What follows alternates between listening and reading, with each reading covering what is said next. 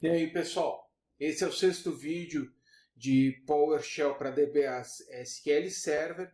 Hoje a gente vai falar de providers e para começar a falar de providers, eu só quero mostrar para vocês como é que funcionam as policies de execução do PowerShell. Tá? Isso porque, para vocês habilitarem o provider ou importar um módulo do SQL Server, vocês vão precisar dar mais permissão de execução. Pessoal, get execution policy list. Esse comando vai mostrar qual é o escopo e o que está habilitado para ele. Então, por exemplo, para current user no meu ambiente, eu não tenho nada definido. Mas para local machine eu tenho remote signed, ou seja, apenas scripts assinados podem ser executados nessa máquina local, ok?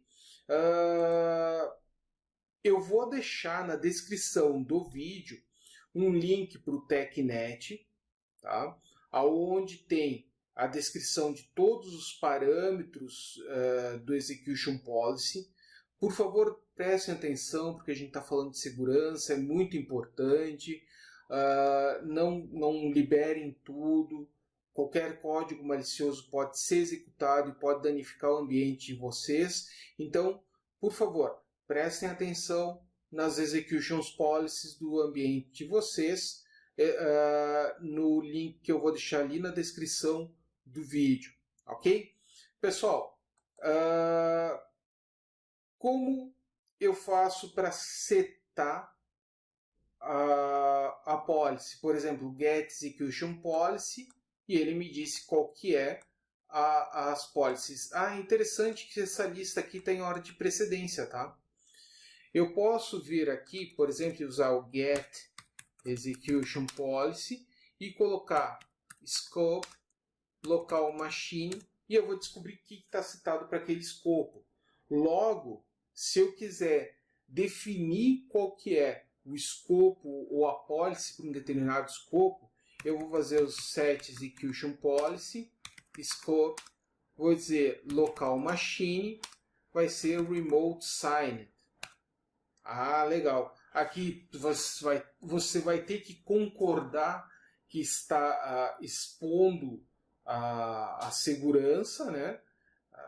Tudo bem no meu caso. Por favor, validem no ambiente de vocês, isso é muito importante, ok?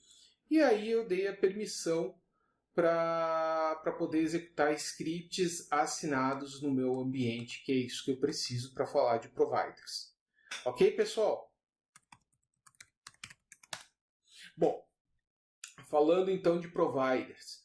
Providers são adaptadores para conectar qualquer coisa dentro do PowerShell. Então, por exemplo, o que é um provider? Um provider ele é um conector. Ele é feito lá em .NET e a gente utiliza ele para conectar um file system. É quando nós vamos utilizar o get child item e ele vai listar todos os arquivos e diretórios que eu tenho no meu file system. Mas o provider é muito mais do que isso, porque eu posso utilizar isso, posso utilizar o provider para conectar o IS, posso utilizar para conectar o SharePoint, posso utilizá-lo para conectar o SQL Server. Aí começou a ficar legal porque lembra que vocês podem lembrar que no quinto vídeo eu falei para vocês que todos os comandos que nós utilizamos até agora nós iríamos utilizar nos vídeos de SQL Server. Por quê? Porque nós vamos ver a estrutura do SQL Server como se fosse diretórios do Windows. Então, por exemplo, a guia Security, lá que está lá dentro do Management Studio, quando nós abrimos o Management Studio, expandimos o servidor e tal, a instância, nós vamos ver Security, ela vai aparecer para nós como se fosse um diretório, assim como os bancos de dados, tabelas e etc. Então, isso vai facilitar com que a gente crie alguns scripts de manutenção. E talvez essa sacada de podermos trabalhar com SQL Server, SharePoint, File System, tudo como se fosse diretório, é o que facilita para que um bom criador de scripts, um bom desenvolvedor PowerShell possa ser multiplataforma, multidisciplinado no desenvolvimento de scripts, ok? Então, pessoal, vamos entender uma coisa aqui. Nós temos o getPSProvider e ele vai nos mostrar quais são os providers que estão instalados no meu computador, ok? Nós temos um outro cara que é o getPSDrive, que mostra quais são os drivers montados em cima de um provider.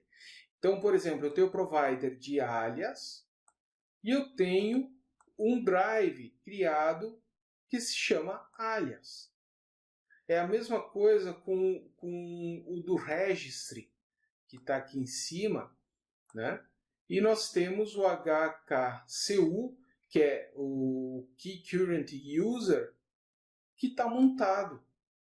Então, nós temos o driver e nós temos o provider e nós temos o drive que foi montado. Então, se vocês forem lembrar, quando a gente falou sobre variáveis de ambiente, eu falei o quê? Que se a gente utilizar setLocation, env, vocês estão vendo? Nós mudamos, nós não estamos mais no drive C, nós estamos no drive env, né? getChild item, e aí estão todas as minhas variáveis de ambiente. Mesma coisa que se eu fizer um setLocation hkcu getChild item, então ali, ó, todo o conteúdo do meu current user. Preciso mudar? setLocation, fui para a unidade C. Então, é assim que os providers funcionam. Por exemplo, eu tenho aqui no meu ambiente getChildItem, eu tenho um diretório temp. Se eu quiser criar uma unidade para esse temp, eu vou utilizar o new ps drive name, vou dizer que ele vai ser o Z, por exemplo, né? Vou dizer que ele vai utilizar o provider file system no root, que vai ser o ctemp. E aí eu tenho um getPSDrive, eu tenho uma unidade Z apontando para o temp. E como é que eu vou mudar? setLocation Z getChild. Tá ali a quantidade, os dados que eu tenho no meu ctemp. Então, na unidade Z, mandei daí um getChildItem, ele está me mostrando o ctemp. Sim, eu poderia fazer apenas C e mudar de unidade. Mas eu estou tentando manter de uma forma didática e utilizar o setLocation, getChildItem e assim por diante. Se eu quiser remover esse drive, remove psDrive,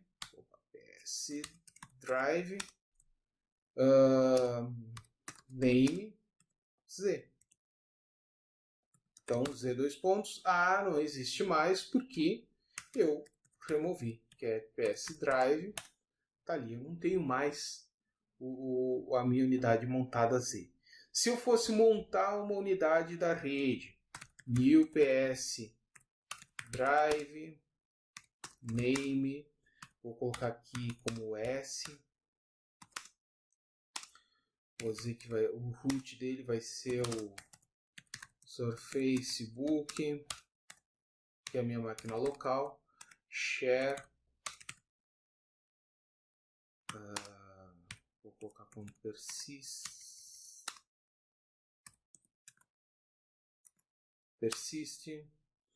PS Provider, File System, e eu vou pedir credencial. Opa.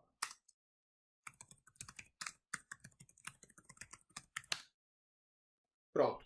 Ele abriu aqui e está pedindo qual a minha credencial, né? Porque eu passei o comando, ó, cria um novo drive chamado C, lá do meu share da rede, quero que seja persistido, né? Usa file system e a credencial tal. Ele já botou aqui, e aí eu vou colocar minha senha.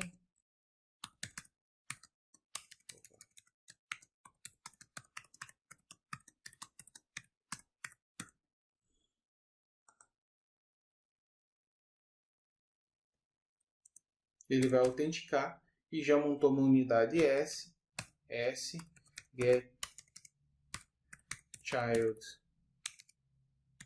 item. Tá ali, tem uns instaladores de Postgre para uns testes que eu estou fazendo, mas ele já montou na minha unidade. Aqui vocês estão vendo é o Explorer do meu computador local, do Surface, né? E aí o share é isso que ele montou. Ok? Pessoal, eu vou deixar também na descrição desse vídeo um link para o MSDN que fala como criar providers com o .NET, óbvio, né? Para vocês trabalharem com poderem desenvolver os providers de vocês. O que acontece? Vocês que são desenvolvedores de software, vocês podem criar providers para dar manutenção no software de vocês. Então, isso é muito legal porque nós podemos modularizar e criar mais formas de trabalhar com as nossas manutenções. Então, fica lá também um link. Pessoal, falando no caso do SQL Server, ok? Nós vamos ter que importar um módulo, ok? Então, se eu for ver aqui get módulo, vocês vão ver que eu tenho esses módulos instalados na minha máquina, né? E eu preciso importar o módulo do SQLPS para que eu tenha acesso ao SQL Server. Então, import módulo name SQLPS. Vou forçar aqui.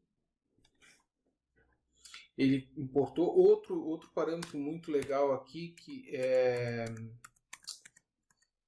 Eu esqueci. Disable name checking para não ficar validando a nomenclatura, tá? Eu importei esse SQLPS e agora sim, get PS provider. Vocês vão ver que eu tenho um SQL Server, né? Eu posso dar um PS Drive e eu vou ter aqui um drive do SQL Server. E se eu quiser conectar esse cara, set location SQL Server, conectou, get child item, tá ali ele. Ali eu vou ver toda a minha estrutura do SQL Server. Eu posso dar um set location SQL get child item. Eu vou verificar que eu tenho uma máquina, né? Set location Win 2016 get child item. Eu vou ver minhas instâncias, set location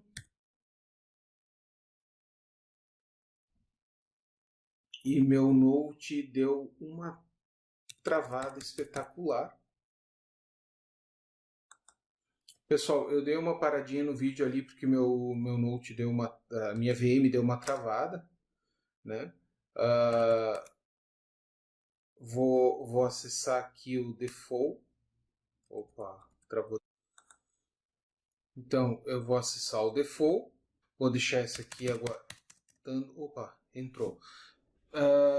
Pessoal, então assim, deu uma travadinha aqui na minha VM, eu tô com algum problema nela, mas set default entrou na minha seção default, get child item, e aí eu tenho os dados, a minha lista, né, de objetos da minha instância. Claro que daí eu posso dar um set location, databases, get child item e verificar quais são os databases. Eu não tenho nenhum database nesse caso aqui, mas enfim, é mais ou menos por aí. Bom, pessoal, cumpri a missão desse vídeo. Próximo vídeo a gente fala mais de scripts dentro do SQL Server, como fazer algumas das principais manutenções e ver os principais informações do SQL Server. Era isso. Espero que tenham curtido. Esperem o próximo vídeo. Provavelmente até semana que vem eu já posto um próximo.